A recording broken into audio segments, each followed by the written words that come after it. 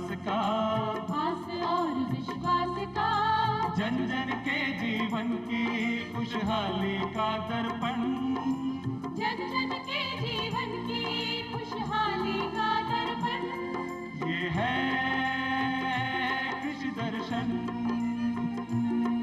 ये है कृषि दर्शन, ये है कृषि दर्शन।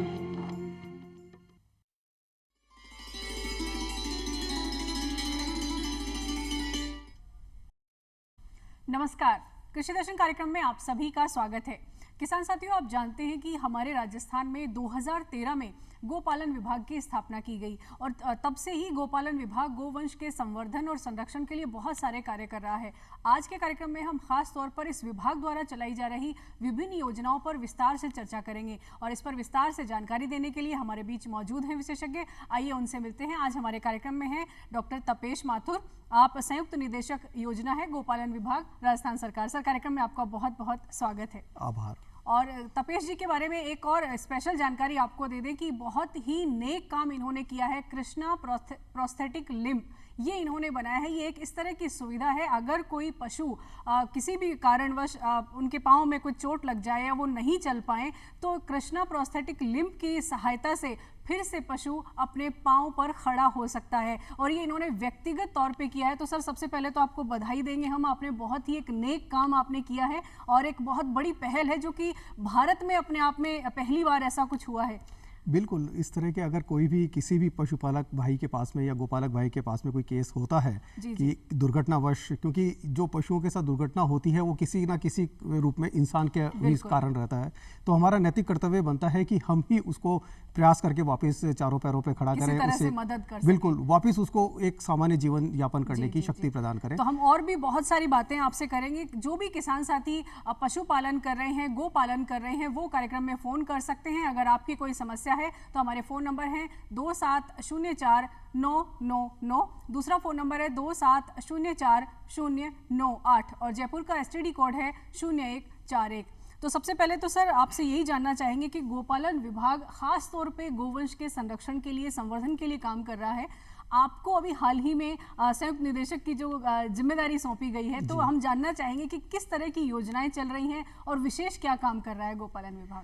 देखिए, गोपालन विभाग का जो गठन हुआ था पूरे भारतवर्ष में पहला एक राजस्थान राज्य है जहां पर गायों के लिए अलग से मंत्रालय बना हुआ है।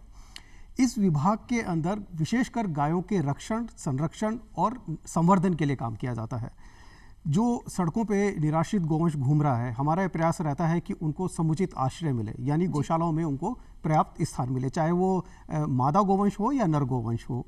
इसके अलावा जो हमारे राजस्थान राज्य की अमूल्य गोवंश संपदा है, जैसे हम राठी की बात करें, कांकरेज की बात करें, गिर की बात करें, साहिवाल हो गई, मालवी हो गई, थारपारकर ब्रीड हो गई, नागौरी, हरियाणा, इन सारी नस्लों के संरक्षण और संवर्धन की दिशा में विभाग कृत संकल्प है और पूरा विभाग अच्छी पूरी जिम्मेदारी के साथ काम कर रहा है। सर, एक योजना की हम बात करेंगे। हाल ही में बजट में भी घोषणा की गई थी नंदी गौशाला। ये प्रत्येक ब्लॉक और जिला स्तर पर इस तरह की गौशालाओं की शुरुआत की गई। तो इसके तहत किस तरह से जो आम किसान साथी हैं या जो लोग NGOs हैं या जो लोग काम कर रहे हैं वो कैसे जुड़ सकते हैं? देखिए, अधिकतर समस्या सड़कों पे हम देखते हैं कि जो निराश्रित नर गोवंश होता है, जिसको नंदी हम कहते हैं, उनकी समस्या सामने आती है। आमतौर पे गौशालाओं में क्योंकि वहाँ पे मादा गोवंश रहता है तो नर को वहाँ पे रखने में समस्या भी आती है, कई परेशानियाँ भी आती हैं। तो सरकार ने ये सोचा कि जिला स्तर पर नंदीशाला की स्थापना की जाए, तो उसके लिए हमने योजना बनाई थी जिला नंदी गौशाला जन सहभागिता योजना। इसमें 90% और 10% जन सहभागिता है। जो संस्था 90% विभाग देगा, 90% अनुदान हम देते हैं और 10% जो संस्था है उसको लगाना होता है। उसकी पात्रता की शर्तें ये रहती हैं कि अगर उसके पास 20 बीघा जमीन हो और 500 गोवंश रखने की क्षमता हो तो वहाँ पर हम उसको नंदी गौशाला खोलने के लिए अनुमति देते हैं। कि अगर किसी गांव के समूह बनाकर अगर कोई किसान 5-6 लोगों का समूह हो तो वो नहीं, ऐसा नहीं होता, क्योंकि कोई संस्था होनी चाहिए जिसको गौशाला रजिस्टर्ड पंजीकृत संस्था हो, कोऑपरेटिव एक्ट में हो, सोसाइटी एक्ट में हो, या आपका कोई ट्रस्ट हो, है ना। तो गौशाला चलाने का जिसको अनुभव हो, 3 वर्ष का अनुभव होना चाहिए उस गौशाला को या संस्था को, और साथ में उसको 25 बीघा जमीन होनी चाहिए, ताकि उसके स्वयं के स्वामित्व की या उसके लीज पर, अगर उसके पास 20 साल की लीज है तो होनी चाहिए, या जिला कलेक्टर उसको अगर आवश्यक समझे तो वो जमीन उपलब्ध करवा सकते हैं। बहुत ही अहम जानकारी दे रहे हैं किसान साथियों। अगर आपके इलाके में इस तरह की संस्थाएं हैं जो इस तरह किसी भी तरह का वो काम कर रही हैं और गौशाला कार्यरत करने, गौशाला संचालन करने का जिनको अनुभव है, वो गोपालन विभाग से संपर्क कर सकते हैं। नंदी गौशाला के लिए खास तौर पर सरकार अनुदान दे रही है, 90% अनुदान सरकार द्वारा दे है, 10% संस्था को देना है। तो ये बहुत ही एक अच्छी योजना है जिसमें लोगों की सहभागिता ज्यादा जरूरी है। और इसमें जो 90% राशि देती है वो आधारभूत परिसंपत्ति निर्माण के लिए, यानी ढांचा बनाना है, उसको शेड बनाने हैं, काउ शेड बनाने हैं, उनको चारागाह के लिए जमा रखना है। साथ ही जो गोवंश वहां रखे जाते हैं, जो 500 गोवंश रखे जाते हैं, उनमें प्रति गोवंश 40 रुपए प्रतिदिन प्रति गोवंश की दर से उसको दिया जाता है। बड़े के लिए और छोटे के लिए 20 रुपए प्रति गोवंश प्रतिदिन की दर से दिया जाता है। 6 माह का ये अनुदान है और अभी सरकार ने जो आगे निर्णय लिया उसको बढ़ा के 3 महीने और अगर इसे लोग इससे जुड़ते हैं तो निश्चित तौर पर हमारे राजस्थान में तो गोवंश का संवर्धन हो ही पाएगा। बिल्कुल, और ये निराश्रित गोवंश की समस्या काफी हद तक दूर हो सकती है। निराश्रित गोवंश से सर मुझे ध्यान आता है, जैसे सड़कों पर कई बार हम देखते हैं या कहीं भी ऐसे इलाके में जो निराश्रित जो गोवंश घूमता है, तो उनके भी कोई समाधान की कोई व्यवस्था है गोपालन विभाग के पास? बिल्कुल, जैसे नर गोवंश की मैंने बात बताई, साथ में हमारा प्रयास रहता है कि जो भी गोवंश सड़कों पर है वो गौशालाओं के अंदर जाए।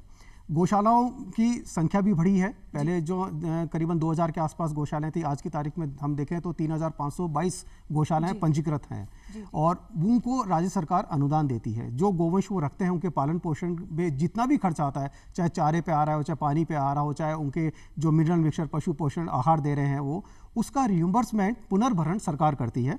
उसमें हम देते हैं 40 रुपए प्रति गोवंश प्रतिदिन की दर से। हम उसको 6 माह की अवधि के लिए देते हैं। कल ही घोषणा हुई है, उसको हम 9 माह तक दे रहे हैं। जितनी भी गौशालाएं हैं उनको गोपालन विभाग के साथ एसोसिएट होना चाहिए। बिल्कुल बिल्कुल बिल्कुल। जो भी अगर आपके इलाके के अंदर कोई गौशाला आप चला रहे हैं तो आप देखिए वो पंजीकृत होनी जरूरी है ना। और उसका पंजीकरण अगर पहले तो 2 साल था, अब 1 साल की अवधि में कर दिया।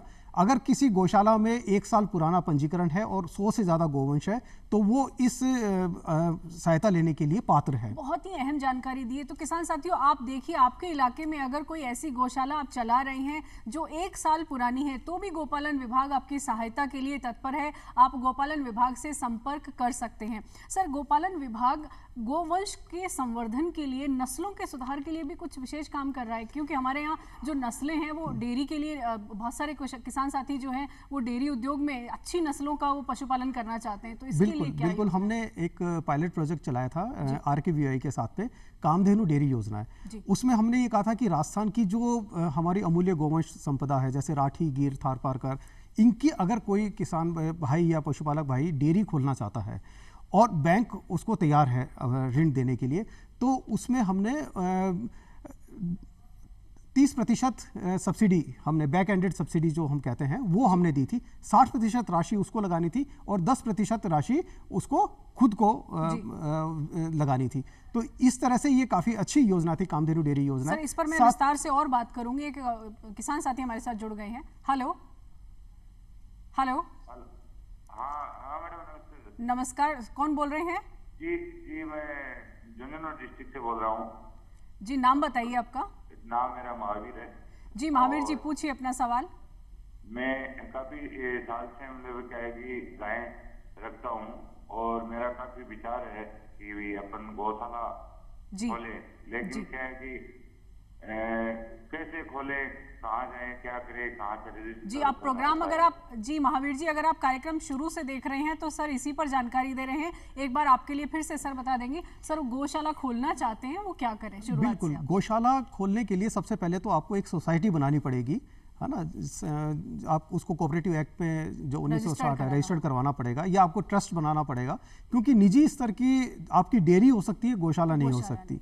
दूसरा, अगर आपके पास 50 गोवंश से अधिक है तो आप उसके रजिस्ट्रेशन के लिए हमारे विभाग में भी आ सकते हैं। गौशाला के रूप में आपको उसको सहमति दी जा सकती है। जी, अगर आपके पास 50 से ज्यादा गोवंश है तो आप गोपालन विभाग से सीधे संपर्क कर सकते हैं, अन्यथा आपको आपका रजिस्ट्रेशन कराना होगा गौशाला के लिए। उसके बाद गोपालन विभाग आपकी सहायता कर सकता है। सर, हम कामधेनु योजना की बात कर रहे थे। बिल्कुल, कामधेनु हाँ, योजना कामधेनु योजना काफ़ी अच्छी थी। बैक एंडेड सब्सिडी हम उसमें दे रहे थे और हमने उसको 50 डेयरी का हमने टारगेट रखा था। 30 डेयरी हम बना चुके हैं।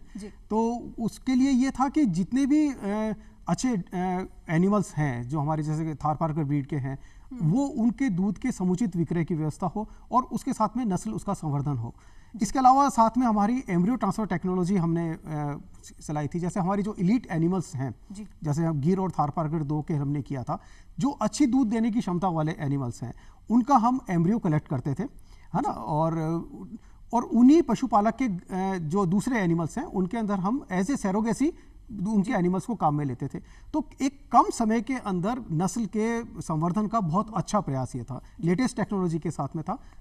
ये हमारा पायलट प्रोजेक्ट दोनों खत्म हो चुके हैं, लेकिन हम अभी कोशिश कर रहे हैं कि 650 प्रेगनेंसी का हम वापस गवर्नमेंट ऑफ इंडिया एनडीडीबी के साथ में मिलकर हम काम शुरू कर रहे हैं। संवर्धन में, नस्ल संवर्धन में प्रगति होगी। बिल्कुल प्रगति होगी। और हमारी जो राजस्थान राज्य की गोवंश नस्लें हैं उनको बचाना बहुत जरूरी है, क्योंकि ये इनका मुकाबला पूरे विश्व में दूसरी कोई नस्ल नहीं कर सकती। जी, एक और बात जानना चाहेंगे, जैसे गौशालाओं के लिए बहुत सारे अनुदान की योजनाएं तो विभाग कर रहा है, गौशाला में निगरानी की भी कोई व्यवस्था है? जैसे पशु बीमार हो जाए या किसी तरह की कोई दुर्घटना हो जाए तो फिर गौशाला संचालक जो है वो क्या करें, उसमें आपका विभाग कैसे सहयोग करता है? देखिए, जो भी नज़दीकी पशु चिकित्सालय है वहाँ के पशु चिकित्सक और स्टाफ को स्टैंडिंग ऑर्डर है कि हर 15 दिवस के अंदर आप गौशाला का नियमित भ्रमण करेंगे, या बीच में भी गौशाला के अंदर अगर किसी भी तरह की कोई परेशानी होती है और बुलाया जाता है तो आप अपनी सेवाएं वहाँ पे उपलब्ध कराएंगे। इसके अलावा वहाँ पर जब भी हम अनुदान देते हैं तो वहाँ पे हम एक संयुक्त भौतिक सर्वेक्षण करते हैं। तहसीलदार, राजस्व के अधिकारी होते हैं, हमारे विभाग के अधिकारी होते हैं उसमें, और वहाँ पे कुल कितना गोवंश है उसका सर्वे होता है। उसके टैग नंबर लगे हुए हैं कि नहीं, डिजिट 12 डिजिट का जो एक टैग लगा हुआ होता है उसमें, और किस पशु का कितना उत्पादन है, क्या नस्ल है, क्या एज है, उसका पूरा रिकॉर्ड रखा जाता है। जब भी जिले के अधिकारी जाते हैं या हमारे विभाग के यहाँ निदेशालय के अधिकारी जाते हैं, उसका समय समय पर निरीक्षण करते हैं। जो अनुदान राज्य सरकार देती है उसका पूरा एक एक रुपए का हिसाब किताब रखने का प्रयास किया जाता है। जी जी, आमजन भी गौशालाओं से बहुत ज़्यादा जुड़े रहते हैं, आमजन भी कहीं ना कहीं किसी न किसी तरह से सहयोग करते हैं, तो उसकी भी कोई निगरानी की व्यवस्था है, आमजन के सहयोग की भी, या फिर आमजन अगर जुड़ना चाहें तो उसके लिए गोपालन विभाग से क्या सहयोग मिल सकता है? देखिए, गौशालाएं तो जन सहयोग से ही चलती है, विभाग बना नहीं सकता, सरकार बना नहीं सकती उसको। तो जो भी समाज सेवी व्यक्ति होते हैं उनका स्वागत है कि वो आगे आगे आए, और जो भी हमारी देशी गोवंश नस्लें हैं उनको बचाने के लिए, उनके संरक्षण के लिए, संरक्षण के लिए अपना जितना भी सहयोग कर सकता है करें। विभाग उसके साथ है, बिल्कुल कदम से कदम मिला के आगे बढ़ेगा। आपने जो किया कृष्णा प्रोस्थेटिक लिम्ब, इसकी कैसे शुरुआत हुई, इसके बारे में जानना चाहेंगे। इसके लिए कैसे प्रेरणा मिली कि, क्योंकि हम देखते हैं जयपुर फूड बहुत ज्यादा फेमस है, हम इसके बारे में तो बहुत सुनते हैं, लेकिन ये किस तरह से आपके दिमाग में आया? देखिए, सबकॉन्शियस माइंड में तो पहले से था, क्योंकि पशु चिकित्सक हूँ, लोगों की चिकित्सा, जितने भी पशु थे उनकी चिकित्सा का कार्य करते ही थे। लेकिन आमतौर पर क्या होता है कि हम अपने पॉलीक्लिनिक में जब मैं रहा या चिकित्सालय में जब भी रहा, तो जो भी केसेस आया जहाँ पे इस तरह की स्थिति आ जाती है कि पशु का जीवन बचाने के लिए उसके पाँव को काटना ही पड़ता है, तो काफी विकट स्थिति होती थी। ऐसी स्थिति में तो पशु पूरी तरह से निर्भर हो जाता है। हाँ, निर्भर हो जाता है, और हम पाँव काटते थे, लेकिन उसके बाद उसका क्या होता था हमको नहीं पता होता था। मैं हिंगोनिया गौशाला में रहा कुछ समय के लिए, मुझे सौभाग्य मिला, 3 साल तक मैं वहाँ रहा था। लेकिन वहाँ पे जब पशुओं को जब देखते थे कि दूसरे स्वस्थ पशुओं के साथ कदम से कदम मिला के चलने में परेशानी आती थी, उनको उठने में, चारे के लिए, उन सब के लिए स्ट्रगल करना पड़ता था, तो वापस से ये मौका लगा कि एक बार पुनः उनके लिए कुछ कृत्रिम अंग बनाया जाए, ताकि ये वापस ये स्वस्थ रूप में रह सके, अपने पैरों पर खड़ा हो सके, चल सके, और जीवन यापन करने में उनको आसानी रहे। जैसे कोई व्यक्ति अगर संपर्क करना चाहे या गौशाला में कोई ऐसी स्थिति आती है और वो अगर किसी तरह से इस तरह के कृत्रिम अंग की उन्हें आवश्यकता है, तो वो कहाँ संपर्क करें, कैसे वो ये सुविधा ले सकते हैं? देखिए, कृष्णा प्रोस्थेटिक लिम्ब जो हमने है वो बिल्कुल निःशुल्क है, सभी के लिए उपलब्ध है। आप अपने नज़दीकी पशु चिकित्सालय में चले जाएं, वहाँ के पशु चिकित्सक महोदय से सभी, क्योंकि हमारी सभी एक ग्रुप के हैं, तो अगर इसी तरह का कोई केस आता है तो आप करेंगे तो हमसे संपर्क कर सकते हैं, या नज़दीकी जो भी जिला हमारे पशुपालन विभाग के अधिकारी हैं उनके पास जाके भी आप इस तरह की मांग रख सकते हैं।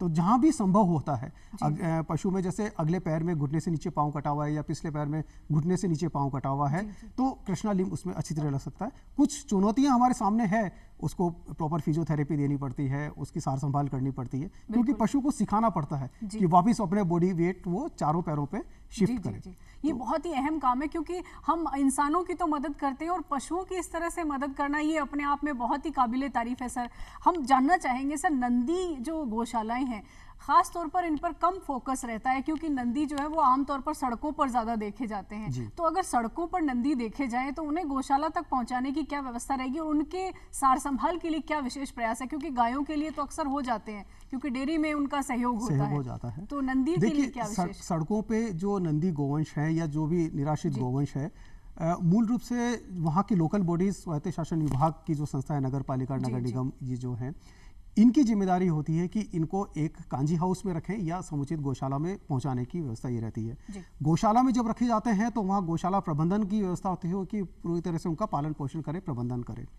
विभाग की व्यवस्था यह है कि जो गोवंश गौशाला में पहुंच गए उनके पालन पोषण के लिए जो भी खर्चा हो रहा है वो खर्चा हम विभाग उसको पूरा करता है, बशर्ते वो गौशाला विभाग की शर्तों का पालन करती है। सर, एक और अहम सवाल मेरे दिमाग में आ रहा है, हम फसलों का बीमा तो करते हैं, लेकिन अगर गोपालन कोई किसान साथी कर रहा है, उसको अगर अपनी गायों का या गोवंश का बीमा करना है तो उसकी सुविधा विभाग द्वारा मिलेगी या क्या व्यवस्था है उसकी? हाँ, ये अभी प्रक्रियाधीन है। पहले जो गायों का, भैंसों का, दूसरे पशुधन का बीमा हुआ करता था, अब ये प्रक्रियाधीन है। अभी मेरे ख्याल से 1-2 माह के अंदर ये सुविधा भी वापस पशुपालकों को मिलनी शुरू हो जाएगी। इसके लिए टेंडर वाले जो है वो हमने जारी करवा दिए हैं और जिस तरह से भी जो भी बिडर हमारे सामने आएगा उसके साथ मतलब आने वाले समय में ये बीमा की सुविधा भी उपलब्ध हो जाएगी, आराम से उपलब्ध। सर, जो किसान साथी गोपालन करना चाहते हैं, चाहे वो व्यक्तिगत रूप से या सामूहिक तौर पर, आपकी तरफ से क्या उन्हें सलाह देंगे? किस तरह के गोवंश को वो पालें ताकि उन्हें डेयरी में भी उन्हें मुनाफा हो, क्योंकि हम आय बढ़ाने के भी हमें रिसोर्सेज देखने होंगे, तो इस बारे में आपका क्या कहना है? देखिए, जो हमारी नस्लें हैं, कुछ तो जो जिनमें बुलक हम काम में लेते थे, बैल लेते थे, लेकिन आज की खेती के अंदर जैसे नागौरी नस्ल की बात करें, उसकी दूध उत्पादन क्षमता कम होती है, तो वो उसके बैल ही काम आते थे खेती में। लेकिन अब राजस्थान में बात करें तो यहाँ पे ट्रैक्टर ज़्यादा आ गए हैं, बैलों की उपयोगिता, मशीनीकरण ज़्यादा हो गया। इसी तरह से थार पारकर की बात करें तो उसके बैल काफ़ी उपयोगी होते थे, हरियाणा के भी काफ़ी उपयोगी होते थे। तो बैलों के मामले में तो हम कुछ सीमित हो गए हैं, जबकि दूसरे कई राज्यों में, जैसे छत्तीसगढ़ की बात करें, हम बंगाल की बात करें, वहाँ पे जहाँ पे इसकी चावल की खेती ज़्यादा होती है, तो वहाँ पर अभी भी बैलों का उपयोग होता है वहाँ पे। तो वहाँ तो इन नस्लों की उपयोगिता है। बाकी गोवंश की नस्लें जैसे थार पारकर हो गई, गिर नस्ल हो गई, हमारी राठी हो गई, इनकी दूध उत्पादन क्षमता अच्छी है, तो इनका हम उपयोग कर सकते हैं। अच्छी नस्ल की गाय लाएं जिसकी दूध उत्पादन क्षमता ज़्यादा हो, करीबन 15 लीटर 20 लीटर के आसपास। उसको अगर किसान भाई पालता है तो उसको प्रबंधन में भी उतना ही मेहनत करनी पड़ेगी, क्योंकि अगर वो कम दूध देने वाली गाय को पाल रहा है तब भी उसको सार संभाल उतनी करनी पड़ेगी। और अच्छी नस्ल की गाय लाएगा तो जरूर कीमत थोड़ी ज़्यादा होगी, लेकिन उससे उत्पादन जो होगा, जो गाय है उसका जो दूध आ रहा है वो अच्छा भी होगा। आजकल A1 A2 का भी काफ़ी कॉन्सेप्ट चल रहा है, तो उसकी अच्छी कीमत भी मिलेगी, बशर्ते उसकी मार्केटिंग क्षमता अच्छी हो। तो गाय के दूध के घी की, गाय के दूध की मतलब जो बाई प्रोडक्ट्स बनते हैं उनका पूरा सा पूरा उपयोग वो कर सकता है। साथ में गोबर, गौमूत्र का भी अगर वो उपयोग करता है तो उसको अतिरिक्त आय हो सकती है। गोबर के से गमले भी बनते हैं, पेंट भी बनता है, हमने देखा होगा गुलाल भी बनती है, बहुत सारे उपयोग हो सकते हैं, ईंट भी बनती है। तो ये इनका भी किसान भाई बिल्कुल इकोसिस्टम सुधर सकता है, उसकी अतिरिक्त आय हो सकती है, जो हमारा पर्यावरण के संरक्षण में विशेष योगदान है। और अगर इसकी मार्केटिंग सही फोरम से की जाए तो अच्छा मुनाफा मिल सकता है। कई एंटरप्रेन्योर इस दिशा में काम भी कर रहे हैं। सर, एंटरप्रेन्योरशिप पर ही मैं आना चाहती हूँ। जो लोग एंटरप्रेन्योरशिप में आना चाहते हैं, जो गोवंश पहले से वो पालन कर रहे हैं, खास तौर पर युवाओं के लिए आप क्या कहना चाहते हैं? चाहे वो गौशाला से जुड़े हैं या गो पालन कर रहे हैं, एंटरप्रेन्योरशिप में आए तो गोपालन विभाग किस तरह से उनकी हेल्प कर सकता है? हम समय समय पर ट्रेनिंग प्रोग्राम्स आयोजित करते रहते हैं। अभी तक तो हमारे जयपुर के अंदर, एक जोधपुर के अंदर और बीकानेर के अंदर 3 ट्रेनिंग प्रोग्राम हमारे होते थे, जिसमें हमारे गोपालक भाई भी आते थे। एंटरप्रेन्योर भी अगर कोई आना चाहे तो उसका भी स्वागत होता है। हमारे यहाँ क्या होता है कि हम पहले देखते हैं कोई भी चीज़ और फिर उसको अपनाते हैं। तो जो भी हमारी ट्रेनिंग देख और सीखो वाली है, तो हमारे सामने कई आते हैं एंटरप्रेन्योर कि साहब कहाँ चल रहा है, पहले हम उसको देखें। तो हम भ्रमण का काम भी करते हैं कि जो गौशालाएं अच्छा काम कर रही हैं, अच्छा गमला बना रही है, हम विजिट करवाते हैं गौशाला वालों की। इस तरह से कोई एंटरप्रेन्योर हमारे सामने आता है, यंग यूथ है कि मैं इस क्षेत्र में आगे आना चाहता हूं, तो जो संस्थाएं ये काम कर रही हैं हम वहाँ पे ले जाते निरीक्षण। हैं उनको, जब जी। ट्रेनिंग प्रोग्राम चलते हैं हमारे, वहाँ पे हम उनको भ्रमण कराते हैं, वहाँ पे सर, सिखाने की व्यवस्था संक्षेप करते में हैं। आपका संदेश जो पशुपालक भाई हैं उनके लिए किस तरह से गोपालन विभाग से जुड़कर वो लाभ कमा सकते हैं? सर, संक्षेप में आपका मैसेज। देखिए, गाय एक पूरी सभ्यता है अगर संक्षेप में कहा जाए तो, और इसके चारों तरफ ही जीवन यापन है। इसका हर चीज उपयोगी है, चाहे हम गोबर लें, गौमूत्र लें, दूध लें, तो इसका ज़्यादा से ज़्यादा उपयोग करके हम स्वावलंबी बन सकते हैं।